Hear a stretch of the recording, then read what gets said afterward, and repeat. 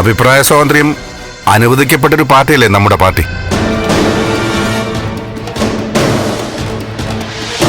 Party കാര്യങ്ങൾ അകത്ത് തന്നെ വേണം ചർച്ച ചെയ്യാനെന്നല്ലേ നമ്മൾ പഠിച്ചത്. കാര്യങ്ങൾ പാർട്ടിക്ക് അകത്ത് തന്നെ പറയണം. ത്യാഗരാജനെ പോലൊരാളെ അതിഥിയായി ക്ഷണിച്ചത് പാർട്ടിക്ക് വേണ്ടി ജീവൻ വെടിഞ്ഞ രക്തസാക്ഷികളുടെ മുഖത്ത് കാർക്കച്ച് തുപ്പുന്ന പോലെ.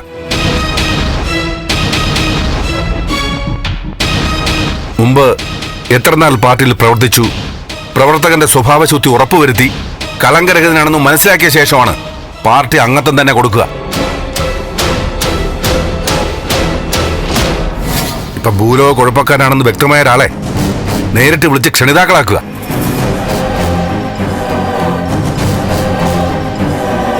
ഇത് പാർട്ടി എവിടെ എത്തിക്കുമെന്ന് ചിന്തിക്കുക.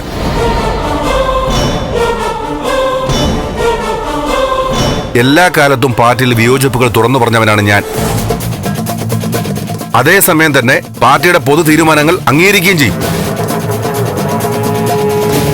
സിദ്ധാർത്ഥൻ ചന്ദ്രോത്ത് പറഞ്ഞതിൽ കാര്യമുണ്ട്.